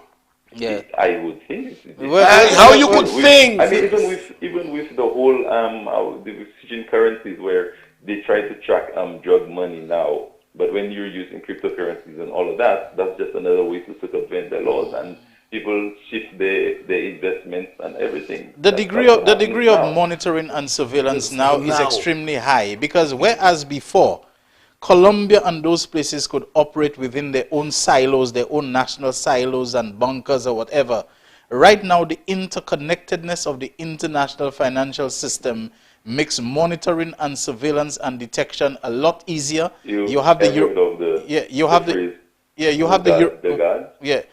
European countries, you have the United States, you have Canada, you have a whole lot of them now weighing in on it. And you know what moved them to weigh in on it? Not necessarily because they want to help us solve our corruption problems, but 911 woke them up to the reality of how terrorists can move money around when you're not watching them. And fellas have big bank accounts and big budgets to work with to destroy your society, that they can go on planes and do the complex operations that are required. So I'm just telling you that the whole drug thing, there is the anti-money laundering and financing of terrorism legislation that is very transnational, very international. So while, yes, you will have drug lords, but the manner in which Escobar and those guys were able to infiltrate. There's a whole new system now to circumvent all of that. Well, there will always be systems. With regard to the cryptocurrency and digital currency. All right, okay, it all boils down to the whole thing about politics, where you do as I say and not as I do. All right, caller. Thank you much. Thank you much. Yeah. All right. I don't understand. He asked me about Escobar. Maybe it's a little maple he's trying to drop there or something. I don't know. But it amazes me. I was in Dubai. Can you imagine? You can't even make, unless you are within the periphery of an area that they cleared, you can't even make WhatsApp calls there. Yes. You can't make WhatsApp calls because they're encrypted. And because of that, the Arabs are very, very keen and very knowledgeable, very, whatever it is, as it relates to terrorism. Yes. And so not even that you can do. So for somebody now in this day and age, look at that Bajan politician. He did something years ago. Yes. And they just sentenced him. Yeah, in Florida, of course, I mean, there's a guy who was a minister, Donville Innis, Innis, right. And they caught Donville Innis in Florida. The Americans decided, and they could not have done it without the cooperation of the Barbados authorities and those things. There is international cooperation, which if you don't do it, you will get shut out of the financial system, out of the SWIFT system. You will not be able to make international payments and remittances and all of that. Kind of thing with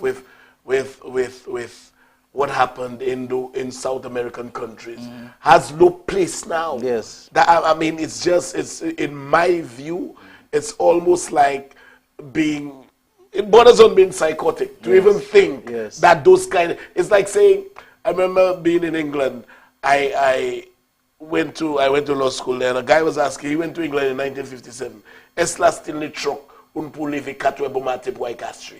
know, that is the kind of archaic thinking that is heavily inculcated in the minds of some people for mischief or otherwise. That they believe we are still living in You those know, times. The banking and financial system is too interconnected and too much under scrutiny, and everything is being watched, especially with regard to certain players, for that era of Escobar and so on to prevail right now. You will have little small operators doing petty nonsense once in a while.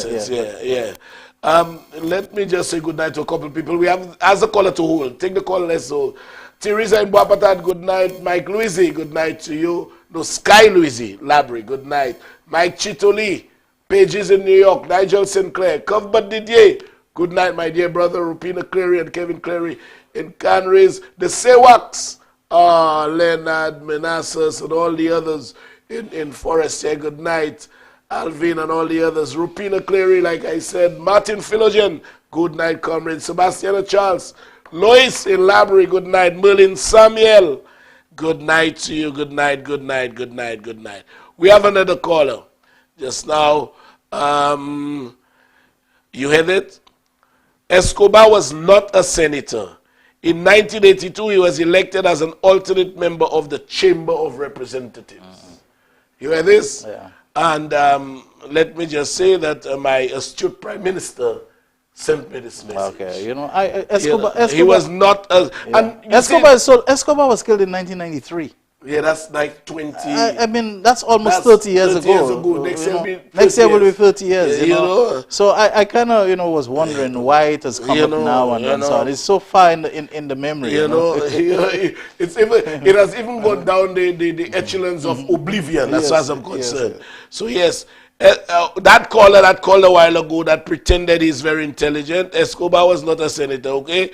He was in 1982, was elected an alternate member of the Chamber of Representatives. Go and put that in your pipe and smoke it. This came from no other than Philip Joseph Pierre, my Prime Minister.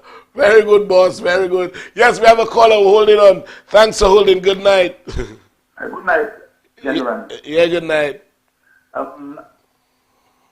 The first question I would ask from what is the situation on the $4.something billion, less than the $7.3 million that was paid for the vaccination?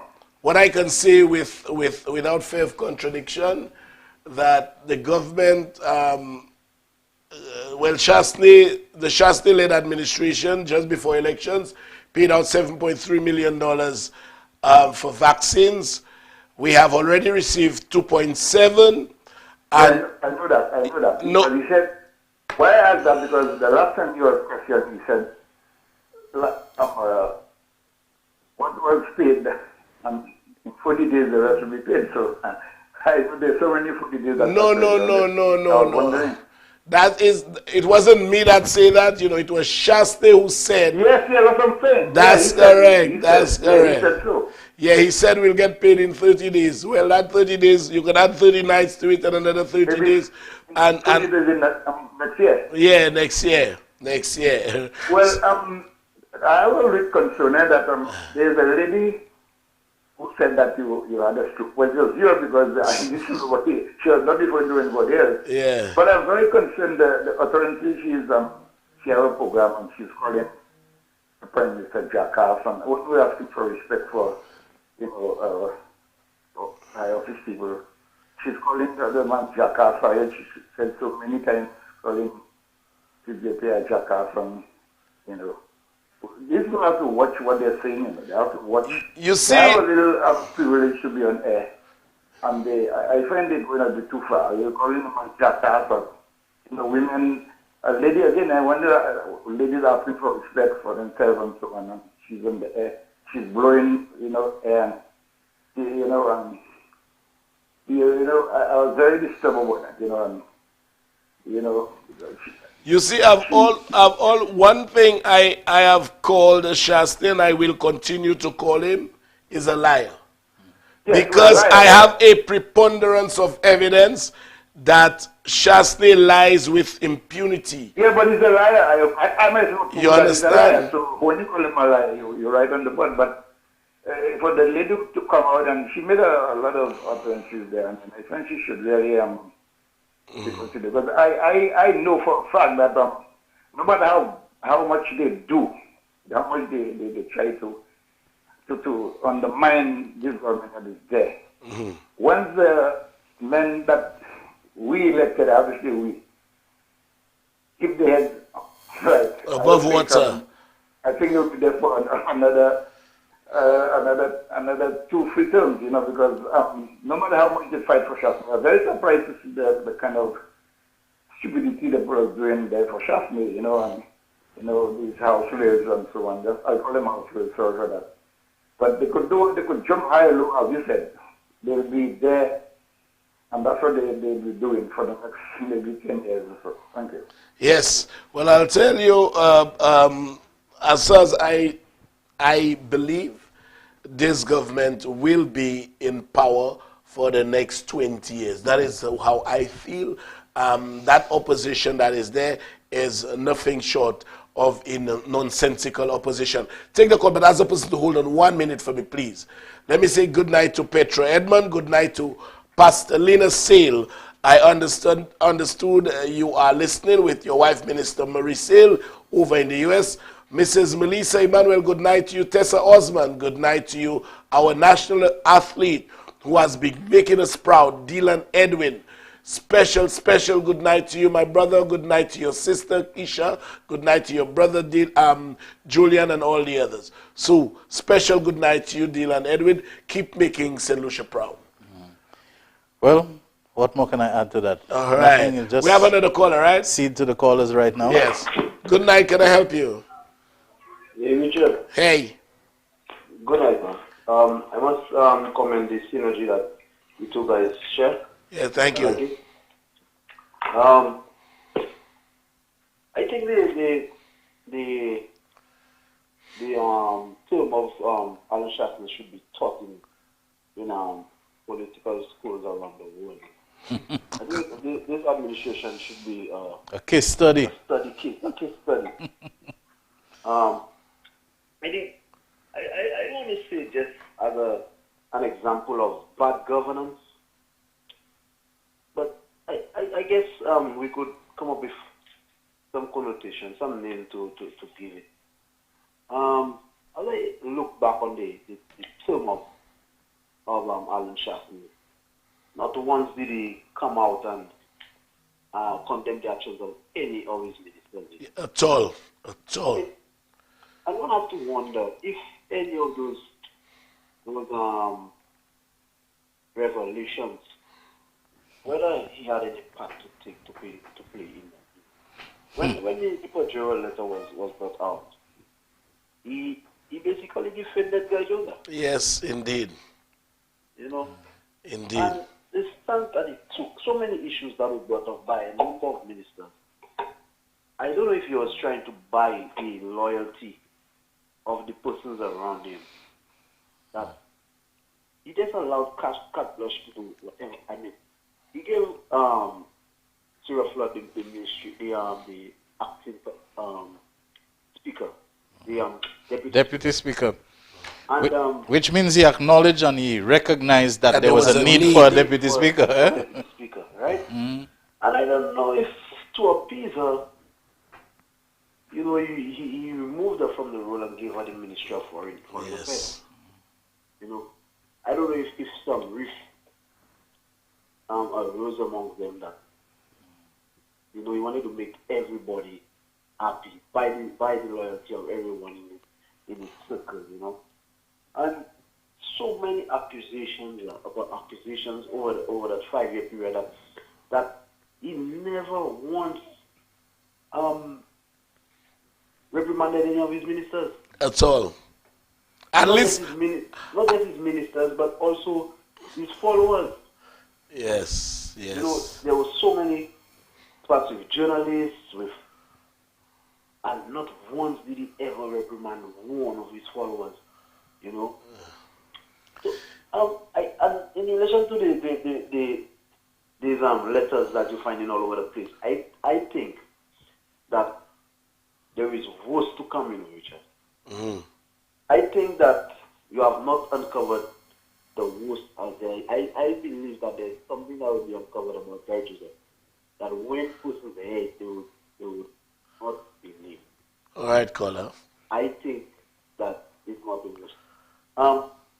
Also, I just wanted to make a quick mention about the trip by Shady that was denied to the U.S.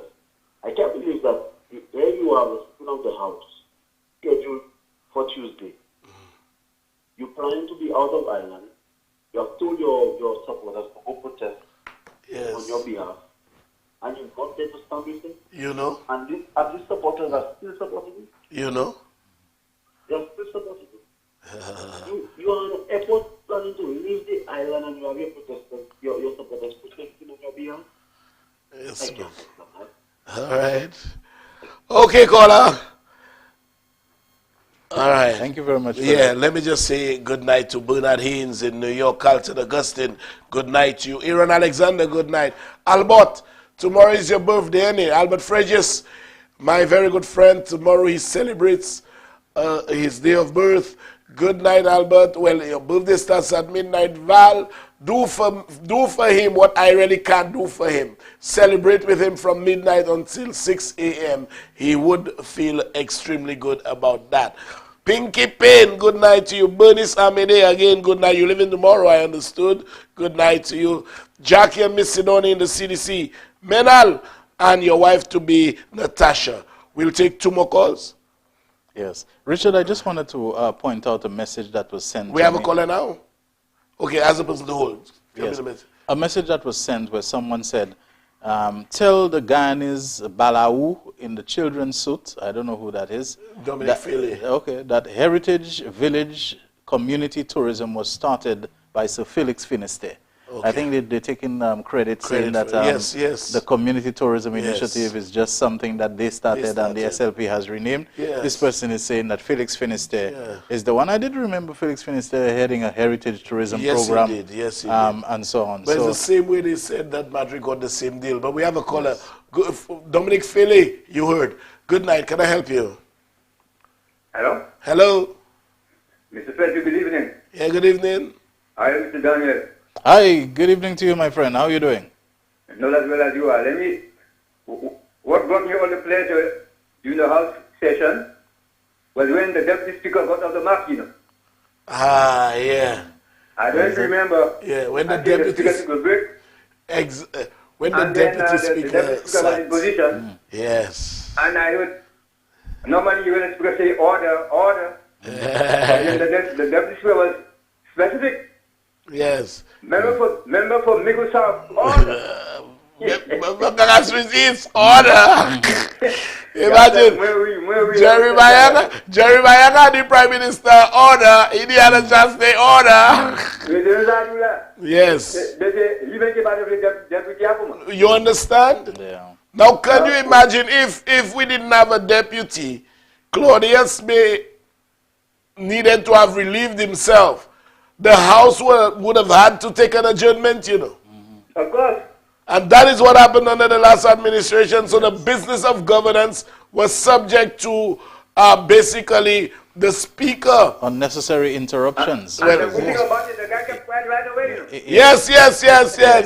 If the Speaker needs to take a bathroom break, then you have to suspend things. I have a problem with Mr. Frederick. Tell me quickly. When did they get another call? The problem is this. You didn't go find out with the Skype thing. Why? Because you did not say what day was going to pick them up. Oh, Lord. No, I said, listen to me well. I said if I had my way and I wasn't speaking as a representative of government, I would have gone with it criminally as opposed to that nice way they dealt with it. Yeah, but I'm agreeing with that. But what I'm saying, I'm disappointed that you didn't select the day to go there, if you had your way. But I don't have my way. That's what I'm saying. Yeah, he operates within collective responsibility. If it were me, otherwise, if I were the one, my way would be the day when they have the grab and go. when they have all these how you call them, these musical society. Yeah, when they have all the minions, you go there, you arrest all of them. Who know inside there, you know? Yes. You pick up everybody that inside there. Yes. And you go with them. And you go with them and you place them before the court for bail. Charge them indictably. Not just everybody inside of the everybody. From guest to broadcaster to host to everybody. And then you take them to court for bail. All right? Exactly. Okay, caller. Mr. Daniel. Yes, my friend. You must come to the east to check your partners, man. Oh, definitely will do. I expect to see you. It's just that, COVID has just changed so many things now in terms of our interaction and the dynamics of reaching out to people, like I wear moon, like I buy monoti visit and so on. Well, the numbers are down. Yeah, but the numbers are down. By the way, there is something disturbing that I've been reading over the last couple of days. I won't say what it is. It might take us a little off track right now. But I just want to encourage you and others, don't throw all caution to the winds just yet. Now, let me tell you, just ask your producer to give you the number. I just call you there. Okay, my friend.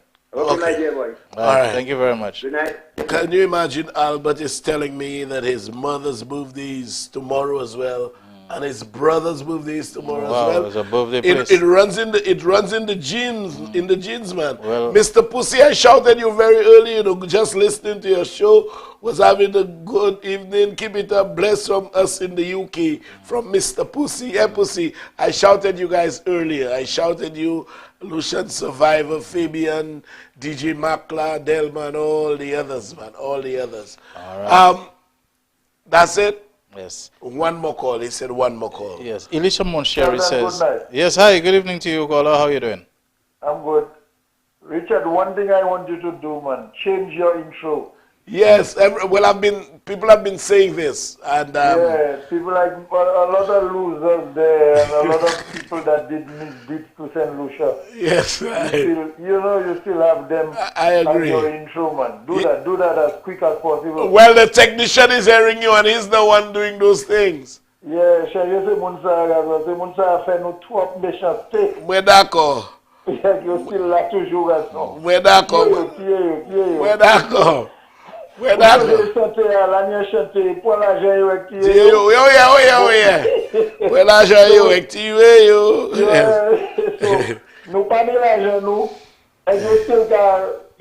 still write up in your intro. We need to take out these people, man. I agree with you. Something different. You know what I mean? All right. Do something with achievements. You understand what I'm saying? I agree. Okay? All right, Colin. Thank you much. Thank you very much. Shelton, our closing words. Well, first of all, I want to just express my regret to one Elisha Monsheri. I don't know how long ago her message was, but she says, Shelton, why can't we out of St. Lucia get the line? I suppose it's simply because it's a local line, so if you dial in from out of St. Lucia, it's tantamount to an international call for you. But as we progress, I believe we're going to have, maybe US lines and other things that you can call, at basically the tariff of a local call from your end. But if you're calling 4533911, you're calling into area code 758. So that would, for example, if you're in Barbados, be an international call for you. I want to thank everybody who's, tuned into the program tonight. It's been a very interesting discussion. I suspect Richard is going to have a lot more to tell us in the days ahead, even though, for obvious reasons, he's going to do it in a measured way about this whole Pajoa development and a whole lot of other things that are going to continue coming to the fore, so that we can have a better sense of where we've been, the journey that we have traveled, and as we prepare to make that leap, to take that jump off into a different kind of future, into one where less misdeeds are committed and less misdeeds are tolerated, and those that have been done, that they are brought to book, that people are held to account as a good deterrent for the future. It's always a pleasure and an honor partnering with Richard on this program. I want to thank you also for the felicitations and, making me feel comfortable and that I'm useful and welcome here. I'm talking about you, the audience who have been doing so. And once again, Richard, thank you very much for the opportunity to be part of this great show that you have kept going for such a very long time, and which I think is one of those that has, a future that does not look like it is about to be shaken at all or anytime soon. Thank you much, Elton. I mean, and basically, if I were to subscribe to criteria for a substitute, you would fit squarely into everything I've written as a replacement. Thank you very much. And, much. I had absolutely no apprehension, no skepticism in having you. You are a master at information dispensation. You think of issues clearly. You use the chronological height of your senses very well, in that you think, you see, you listen before you speak. And then here comes the cough again. So I want to thank you, Shelton. You've been doing quite a good job. And obviously the people of St. Lucia are quite happy that you are doing such a job. I want to say good night to Sir Julian Hunt, who's going to be 82 on the 14th of March. Good night to you. Good night to Cyril Saltibus. His daughter's birthday, Eva Joy. Eva Joy, good night to you. Happy birthday tomorrow. Folks, I have to go. Manwali. Bye-bye. See you guys, not next week, Thursday, the one after.